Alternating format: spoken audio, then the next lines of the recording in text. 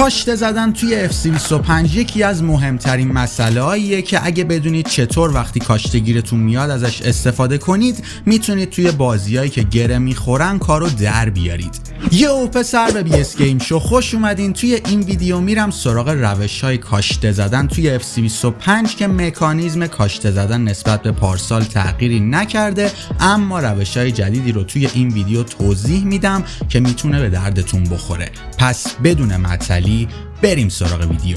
یکی از مهمترین نکات برای هر ضربه آزاد انتخاب بازیکن مناسب برای کاشته است که دقیقاً به همون اندازه که قدرت شوتتون و نوع کاشته‌تون توی گل شدن توپ تأثیر گذاره، انتخاب کردن بازیکن درست برای کاشته زدن هم از اهمیت بالایی برخورداره. پارسال بود که با اضافه شدن پلی استایلا به بازیکن‌ها توی بخشی که توش پلی استایل داشتن قوی‌تر عمل می‌کردن که بهتره برای انتخاب کردن بازیکن درست برای کاشته اون بازیکنی رو انتخاب کنید که پلی استایل ددبال رو داشته باشه که طبق توضیحات خود بازی کسی که این پلی استایل رو داشته باشه کاشته‌هاش علاوه بر سرعت و دقت بیشتری که داره این خط کاشته‌ش هم بلندتر میشه که توی تصویر کاملا میتونید تفاوت بازیکنی که این پلی استایل رو داره و بازیکنی که این پلی استایل رو نداره رو ببینید. ولی اگه همچین بازیکنی توی ترکیبتون نبود، کافیه بیاید توی ترکیب و داخل بخش اساینمنت بازیکنی رو انتخاب کنید که قدرت شوت،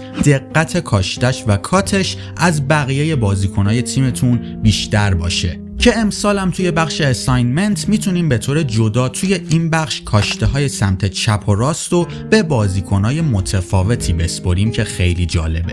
حالا برسیم به ساده ترین نوع کاشته زدن که قبلش اگه اولین سالیه که با این سیستم آشنا میشید باید بدونید که با آنالوگ چپ میتونید دوربین رو چپ و راست کنید که این تعیین میکنه که کاشته‌تون دقیقاً به چه نقطه‌ای زده میشه و با آنالوگ راستتون میتونید این نقطه رو جاش روی توپ عوض کنید که مدل کاشته‌ای که میزنید و ارتفاع کاشته رو تعیین میکنه. اما توی اولین روش میرم سراغ این کاشته که از همشون هم ساده تره و لازم نیست به آنالوگ راستتون دست بزنید که فقط کافیه با آنالوگ چپتون این خط کاشته رو بیاریدش کنار شونه آخرین بازیکن توی دیوار دفاعی. بعد کافیه با توجه به فاصلتون بار شوتو پر کنید که اگه دیوار نپره از فاصله 18 متری توپو با 2.5 بار میشه گلش کرد. ولی اگه حریفتون با زدن دکمه مثلث یا وای دیوار رو بپرونه باید بیشتر پر کنید. مثل این مثال با این روش میتونید کاشته هاتون رو از فاصله 18 تا 25 متری گل کنید که هر چقدر که فاصلتون بیشتر بشه مثل مثالایی که روی تصویر میبینید باید بیشتر هم بار شوتتون رو پر بکنید. اما حتما یادتون باشه که توی کاشته ها از تایمد فینیشینگ استفاده کنید، اینجوری شانستون برای گل زدن بیشتر میشه. برای زدن تایم فینیشینگ اول بیاید توی تنظیمات دسته و مطمئن بشید که تایم فینیشینگتون روشنه. بعد وقتی خواستید کاشته بزنید، بعد از اینکه بار کاشته رو پر کردید و بازیکن شروع به حرکت کرد، باید زمانی که پاش میخواست به توپ بخوره دوباره دکمه شوتو بزنید تا اینجوری بالای سرش سبز بشه و قدرت و سرعت توپتون اینجوری بیشتر میشه.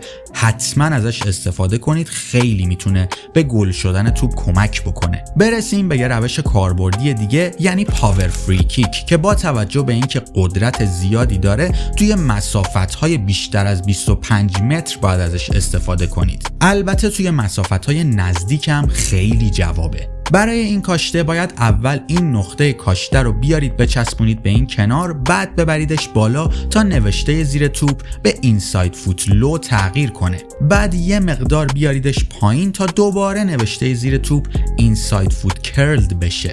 بعد باید این خط کاشته رو بیارید کنار شونه آخرین بازیکن تو دیوار، یه مقدار بیاریدش این طرف تر، چون قرار زیاد پر کنیم توپ کات بیشتری میگیره و ممکنه توپ از مسیری که میخوایم خارج بشه و اینجوری میره تو دست دروازه‌بان. یه مقدار میاریمش اینورتر که توپ دقیقاً به جایی بره که میخوایم. برای بار شوت هم باید بیشتر از 3 بار پر کنید تا 3.5 بار هم میتونید اینجوری توپو گل کنید. ولی اگه فاصلتون مثل این مثال تا 30 35 متر بود باید بیشترین حد ممکن رو پر کنید تا توپ گل بشه. حواستون باشه برای این مدل کاشتا اصلاً مهم نیست که بازیکنتون کاشته زن خوبی باشه، فقط باید قدرت شوت بالای 90 داشته باشه. پس برای انتخاب بازیکن حواستون باشه که بازیکن درستی رو برای پاور فری کیک انتخاب کنید تا بتونید دروازه رو باز کنید با این روش، که با استفاده از همین روش هم میتونید توی زاویه‌های خیلی بسته مثل این مثال میتونید توپو گل کنید، که البته مثل پارسال این کاشته ها خیلی زیاد گل نمیشن توی زاویه‌های بسته، ولی هنوز به درد بخورن و میتونن کمکتون کنن. برسیم به یکی از کاربردی ترین کاشته های این ویدیو که مهم نیست که فاصلتون تا دروازه 30 متر باشه یا چسبیدید به محوطه جریمه. توی هر دو حالت میتونید دروازه رو باهاش تهدید کنید. اینجوریه که زمانی که کاشته گیرتون اومد کافیه L2 یا LT رو بزنید تا یه بازیکن دیگه بیاد کنارتون. بعد باید L2 رو نگه دارید و یه دونه تقه روی دکمه سانتر بزنید تا توپ اینجوری کاشته بشه براتون و با پاور شات میتونید دروازه رو باز کنید. امسال گلرها روی پاور شات ها به شدت ضعیفن و راحت گل میخورن. برای زدن پاور شات هم کافیه L1 و R1 یا LB و RB رو نگه دارید و شوت بزنید تا اینجوری دروازه باز بشه. البته اگر روی تنظیمات پس بازی میکنید باید به جای R1 یا RB با R2 یا RT اینجوری پاور شات بزنید. توی کاشته بعدی هم میرسیم به ناکل بال که یه مقدار زدنش از بقیه سخت‌تره و باید مرز بین کاشته بیرون پا و بغل پا رو پیدا بکنید تا بتونید ناکل بزنید. برای این کار کافیه این نقطه رو بیارید به مرکز تا نوشته زیر توپ به اوتساید فوت تغییر کنه و بعدش دوباره باید برگردونیدش یه ذره عقب‌تر، اینجوری نوشته زیر توپ به اینساید فوت تغییر پیدا میکنه. وقتی این اتفاق افتاد یعنی قرار کاشته ناکل بزنید. بعد باید این نقطه رو باش بازی کنید تا خط کاشته به صافترین حد خودش برسه. این یعنی کاشته‌تون قرار نیست که خیلی اینجوری از مسیر منحرف باشه. اگه خط کاشته‌تون خیلی به سمت چپ یا راست باشه وقتی کاشته میزنید این اتفاق میفته.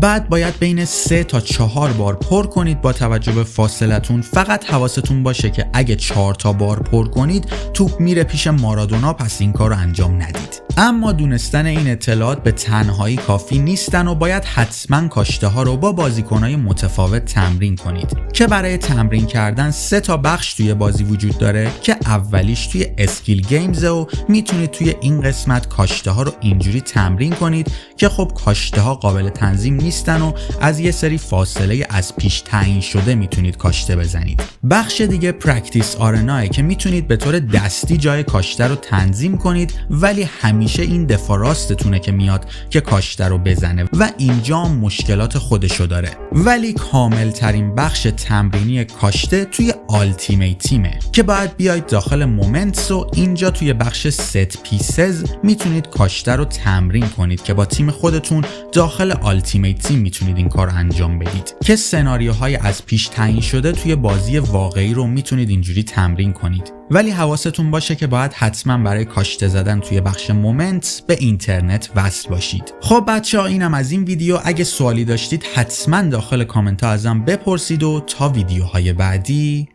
catch you later boy.